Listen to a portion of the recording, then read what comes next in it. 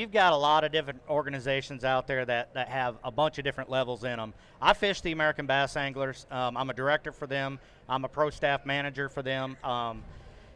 We work on every level. We have the American Fishing Tour, which would be your every weekend angler. That's probably the largest out of all of them. That's where anybody that wants to join can jump in there and go fish. There's not a whole lot to it. In fact, you check my page, you'll see all about American Bass Anglers. And then you have a mid-grade, which would be like your 150 solos. That's a little bit more expensive. The buy-in or the entry fee is more expensive, but the payout is more too. So you invest a little more. And then you have the Pro Series, which is a much higher buy-in, and the payout is much higher. So that's American Bass Anglers. You also have Bassmaster. You have MLF. You've got the MPFL. And all of them have different levels too. They have an open series where anybody can join it. It's about $600-ish entry fee, but you can work your way into the elites, which that's a whole lot more. You're talking $2,500, $3,000 entry. What is Ike and Ellie and all that? Ike and Ellie, they would be the elite series on Bassmaster. They also fish the MLF Bass Pro Tour, which I don't know if Ike and Ellie does, but a lot of the pros do. And then for American Bass Anglers, it would be the Pro Series. There's a lot of organizations out there that break it down that way. You got, there's a lot of them out there. Let me put it that way. There's also another side of it too that I'd like to speak on just a little bit. And that's the high school anglers. You've got a lot of people out there. You've got Richard Parker with Bass Tactics out there. Y'all have had him on the show, I believe. That was one of the best live streams as far as viewership that we ever did. Was his championship that we did. It was a state championship in D'Iberville, and they do it in Jackson. They do one in D'Iberville. They do all kinds of stuff. And of course, every grandma and mama wants. That's right. And Richard does a great job. I've talked to Richard many times. He really hosts a really good event. You also have Bass Nation and High School Bass down here with Martin, and he does a fantastic job as well. They host a huge thing right here in D'Iberville, actually. So there's a lot of levels to bass fishing. You can get in on any level. Sweet. So what are we? We're mid-February. If we got to put the boat in right now, let's talk about give away all the secrets. Yeah, let's talk about strategies, what we're throwing, what we're looking for. Okay. Mid-February, down here in the south, it's completely different than, say, North Mississippi. Our water's warming up quicker. These bass are now moving into the shallows. They got spawning on their mind.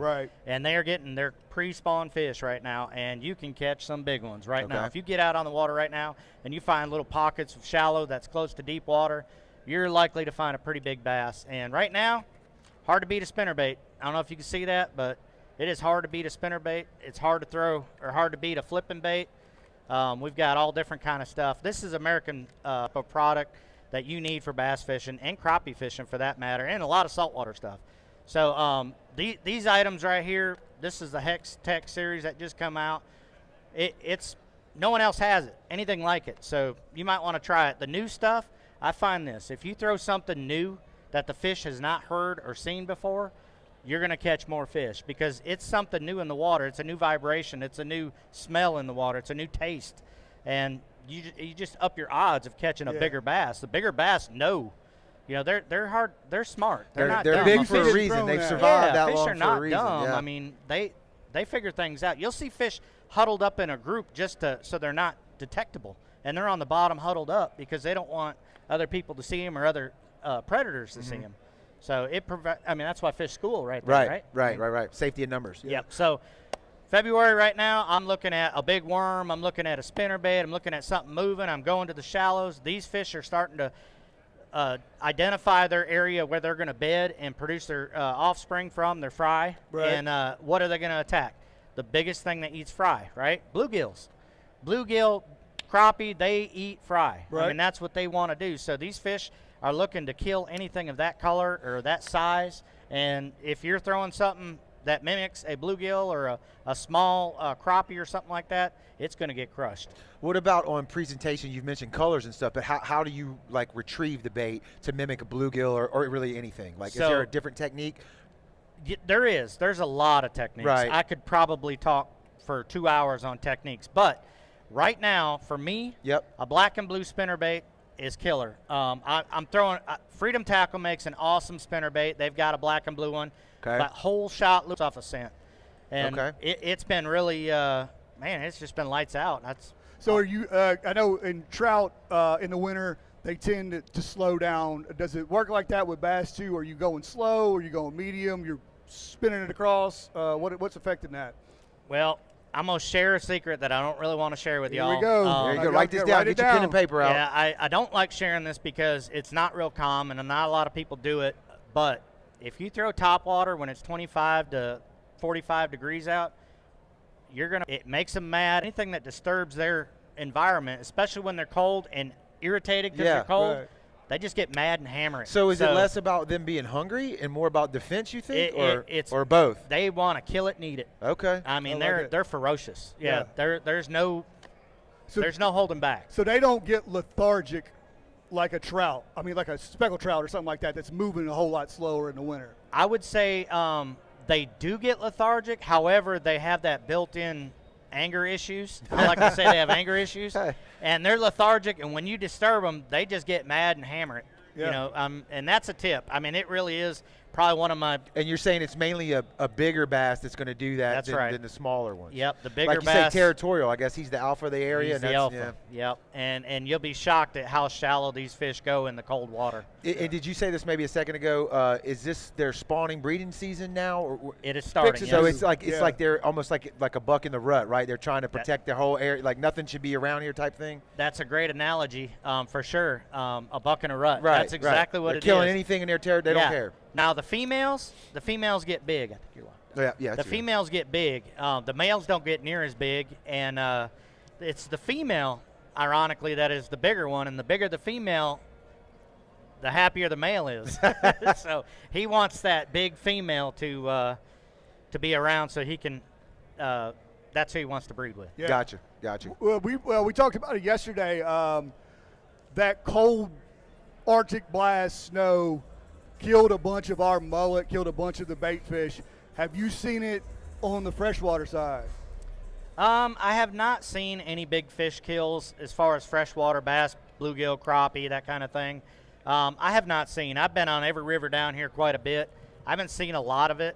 There has been some, mainly gar and stuff like that. Not a lot of bass. Mm-hmm. Bass can take cold water. Okay. They're not like a saltwater. They can sit down there on the bottom and be just fine. Okay. I mean, people go ice fishing when it's 20 below, and they fish for bass, and it don't bother them.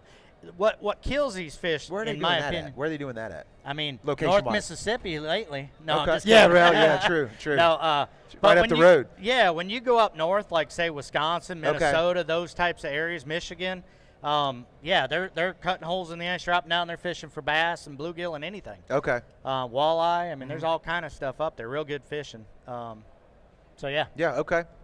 What down here, South Mississippi? You got the Pearl, you got Pascagoula, you got all the little bayous in the back.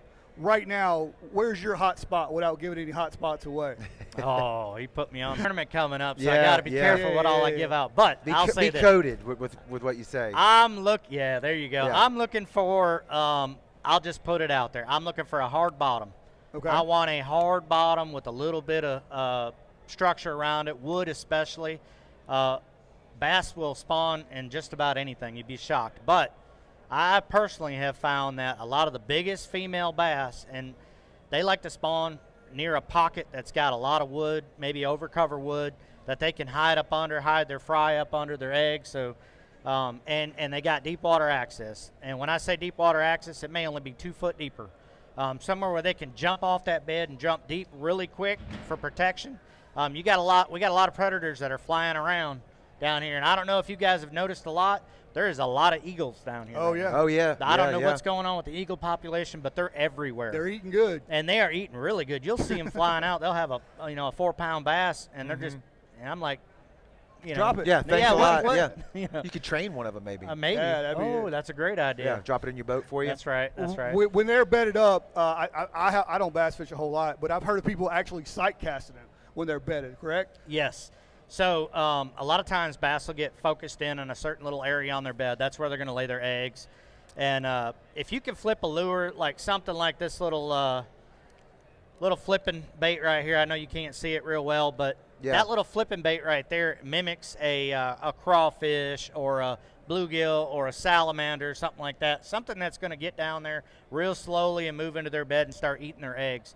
If you can do that and flip it in there and hit that sweet spot, that fish may not be eating, but it's going to eat that lure to get it, to kill it, to get it out of there.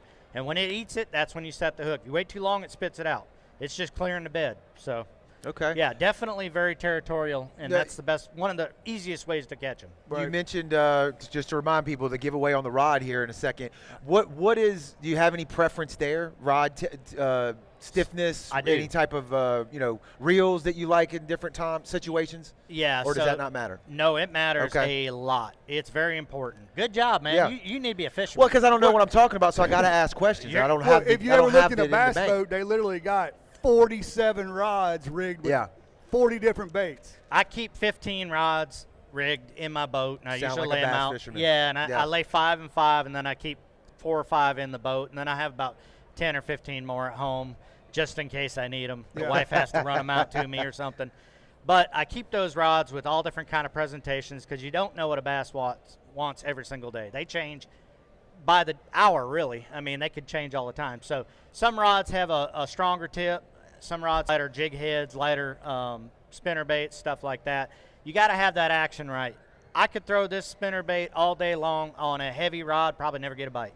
I can put this spinner bait on a medium fast rod, and it's going to be lights out because that lure acts a little different in the water depending on the rod that you use. Okay. So what you're doing with your hand's not going to translate on that stiff rod to the bait at the end of the line.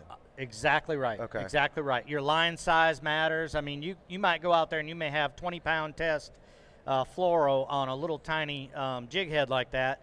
Well, this jig head's not, or this little lure right here is not going to have the action that it's supposed to have because that line is tight and thick and strong, and it's going to make it more rigid. Yeah. Right. So you want a light line with a light lure and stuff like that. That's very important. Where did you learn that level of the game? Is it through trial and error and experience, or can you send people somewhere other than the conversation we're just having right now to where you picked up on those nuggets of information? So knowledge is power in bass fishing. If you don't know something about bass fishing, you're probably not going to catch a ton of fish. So knowledge is power. The more you know, the more people you fish with, the more networking you do with other people, with tournament anglers, with anybody in the industry, the more you learn about, hey, man, I throw this on an 8-pound fluorocarbon, I like Seagar or whatever it is, and I use it on a medium fast rod or whatever.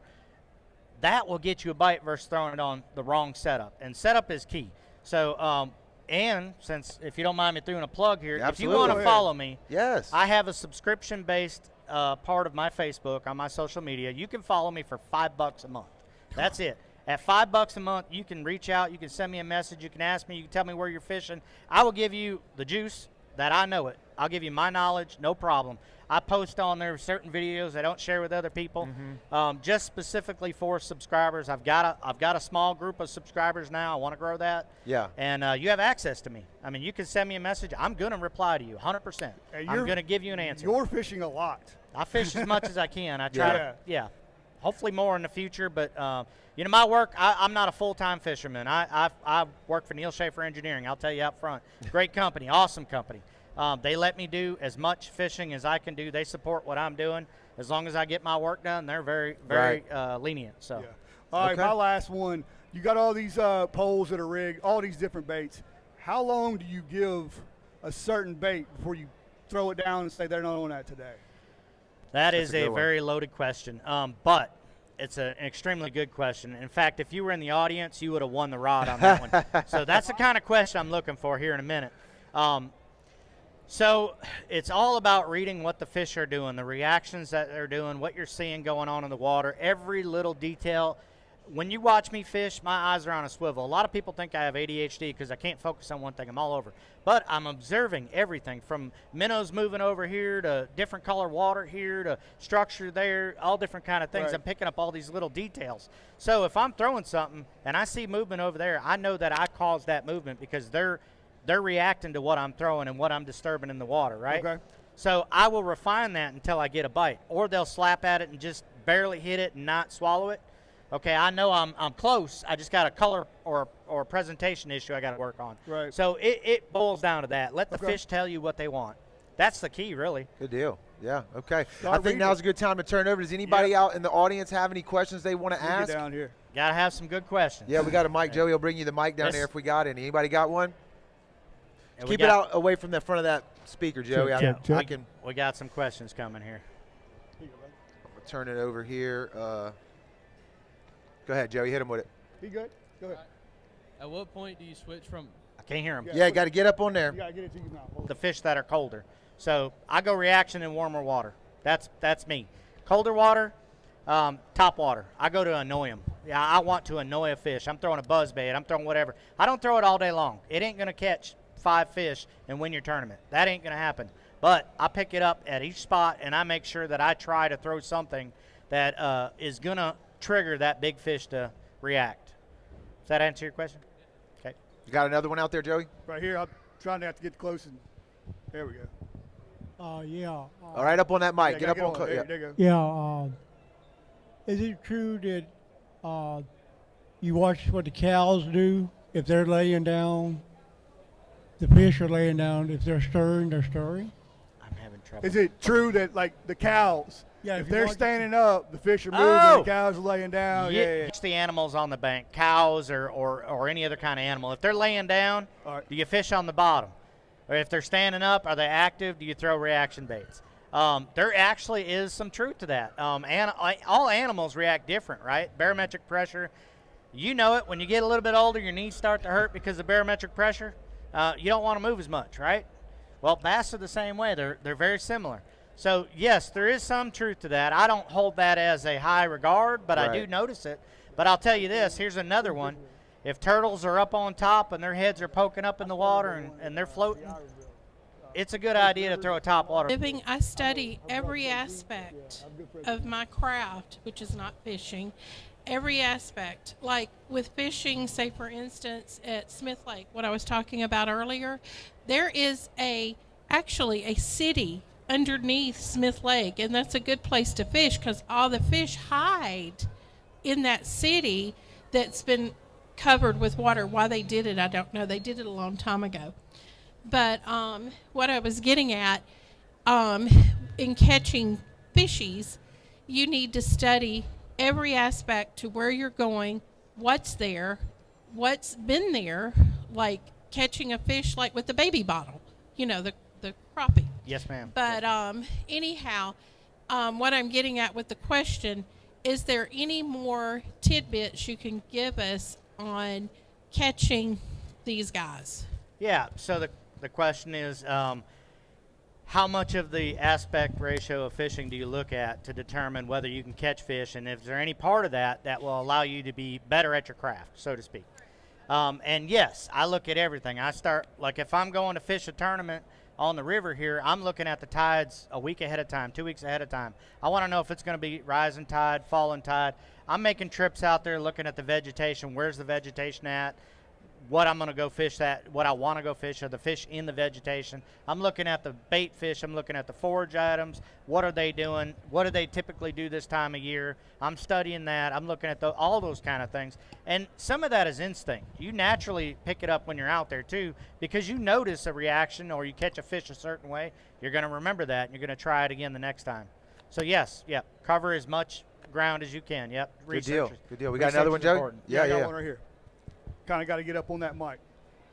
So instead of having 15 rods on your boat, you got a tournament tomorrow, 2 rods. What you going to take? What you going to throw? Oh, there we Ooh, go. there He's it narrowing is. you down. The hammer Two is narrowing you rods. down. Two Two rods. rods. What am I gonna throw? Okay.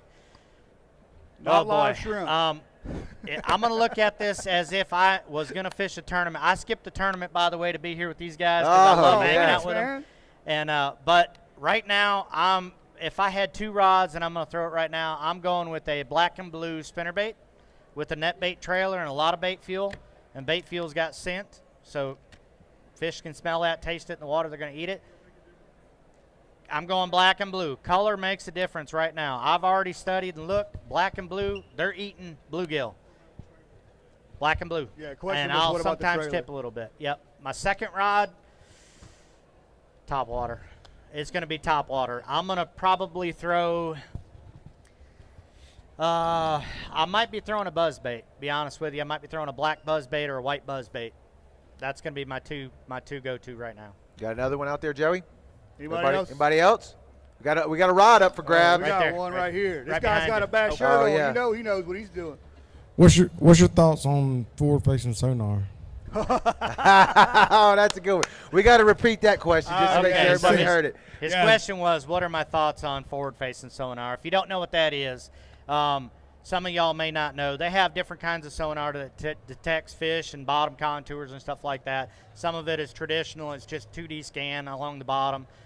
Some of it, though, is active and live, and it's real time. So it's shooting a sonar out there, and it's reflecting back out on fish, and you can target that fish specifically and cast specific for that fish. You can watch it, how it acts, and they're a little, I won't say they're easier to catch, but you're saving a lot more time by targeting directly. Yeah, you know that fish is there. That's right. You can in the sonar world, you can see him. You can see it on the screen. So Okay. I have no issue with forward-facing sonar. It has a spot in tournament fishing, 100%.